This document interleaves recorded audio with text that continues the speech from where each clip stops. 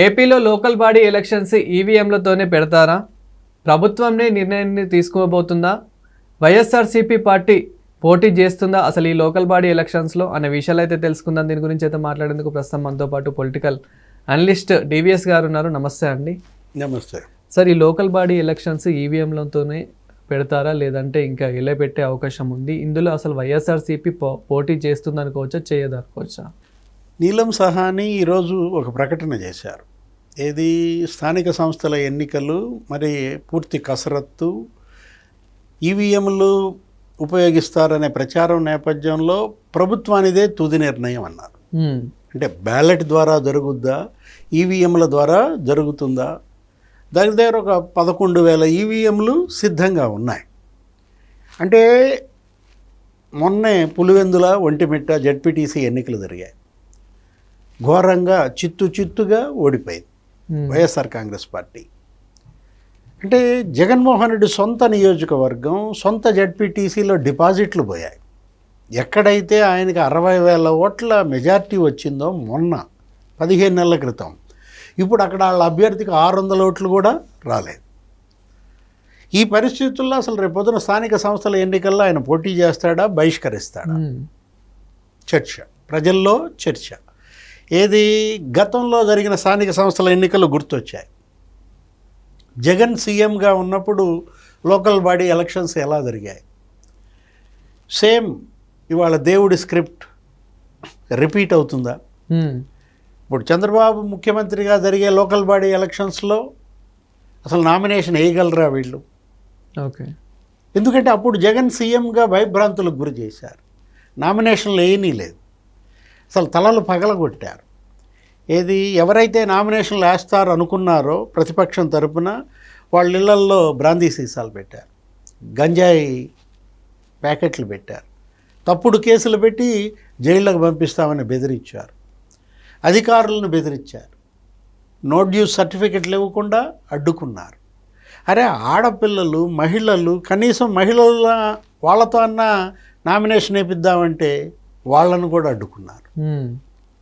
అంటే బ్లౌజ్ పీసుల్లో, అంటే జాకెట్లలో నామినేషన్ పేపర్లు తీసుకుని పోతున్నా కూడా లాక్కున్నారు. రిటర్నింగ్ అధికారి ఎదుటే అభ్యర్థిని భయపెట్టారు.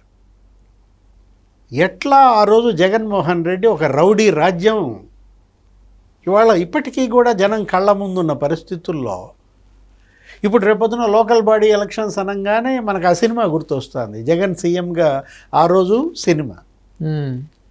ఇప్పుడు మళ్ళీ జగన్కి సినిమా చూపిస్తుందా కూటమి ప్రభుత్వం? ఇప్పుడు నీవు నేర్పిన విద్యయే నీరజాక్ష ఏదో అంటారు.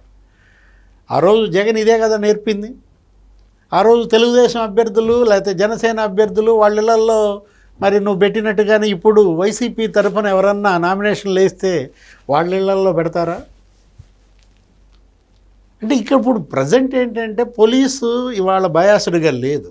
ఇవాళ ఏంటి, చట్టబద్ధ పాలన సాగుతుంది.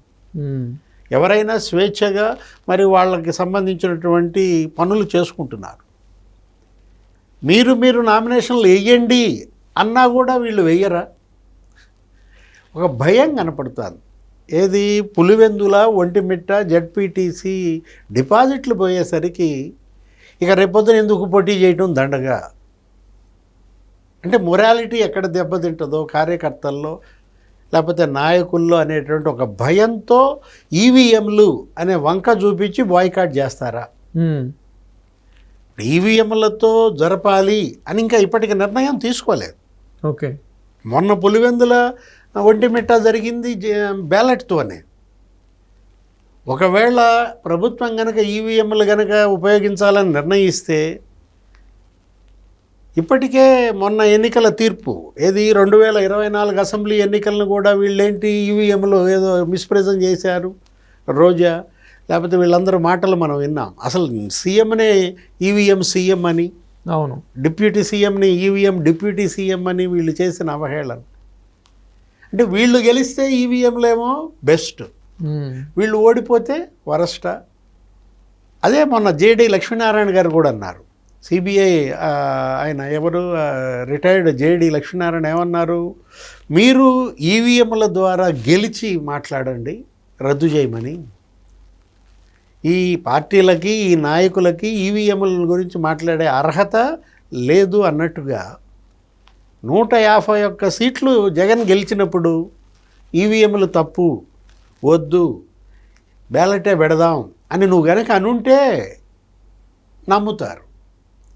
అంటే నువ్వు గెలిచినప్పుడు ఈవీఎంలు అబ్బో బ్రహ్మాండంగా ఉన్నాయని నువ్వు చెప్పి ఇప్పుడు ఓడిపోగానే ఈవీఎంల మీద బురద చల్లాలనుకుంటే, ఒకటి ఈవీఎం అయినా లేకపోతే బ్యాలెట్ అయినా ఇవాళ ప్రజా తీర్పు దేని మీద జరుగుద్ది? మీ పనితీరు మీద జరుగుద్ది. ఇప్పుడు తెలుగుదేశం ఎలా పనిచేస్తోంది, జనసేన ఎలా పనిచేస్తోంది, బీజేపీ వాళ్ళు పనితీరు ఎలా ఉంది, వైఎస్ఆర్ కాంగ్రెస్ పార్టీ ఏం చేస్తోంది? బ్రహ్మాండంగా వాళ్ళు ముగ్గురు అధికారంలో ఉన్నారు, వాళ్ళు చెప్పిన హామీలు నెరవేరుస్తున్నారు, నెక్స్ట్ కేంద్రం నుంచి నిధులు పెద్ద ఎత్తున తెస్తున్నారు, మరి రోడ్లు గుంతలన్నీ పూడ్చారు. ఇలా నువ్వు ఇవాళ ప్రభుత్వానికి వ్యతిరేక ఓటు ఉంది. వాళ్ళు ఏదైనా చెడ్డ పనులు చేస్తే మనం ఆ చెడ్డ పనులను భూతద్దంలో చూపించి ఏదో ఓటు అడగచ్చు. ఇప్పుడు నువ్వు ఫెయిల్యూర్. నిన్ను ముఖ్యమంత్రిగా చేస్తే నువ్వు కేంద్రం నుంచి పోలవరంకి మరి ఎందుకని 12,500 కోట్లు తేలేకపోయావు?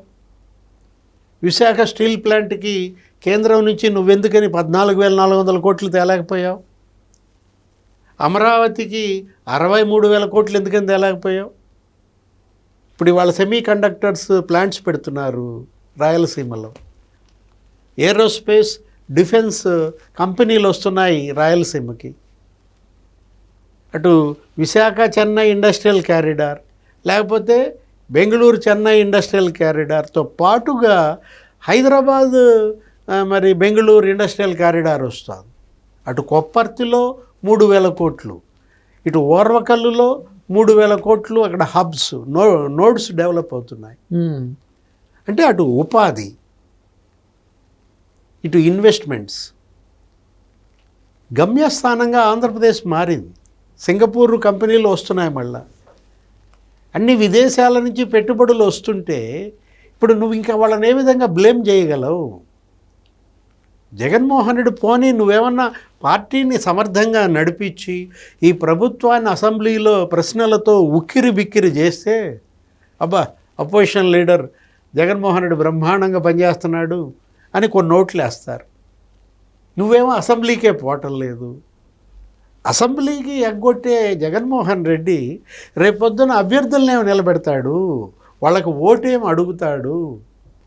ఇలాంటి పార్టీ, ఇటువంటి నాయకుడు అసలు పోటీకి అర్హుడేనా? అభ్యర్థులను నిలబెట్టడానికే కనీస నైతిక అర్హత కోల్పోయాడు. Thank you sir. నమస్తే.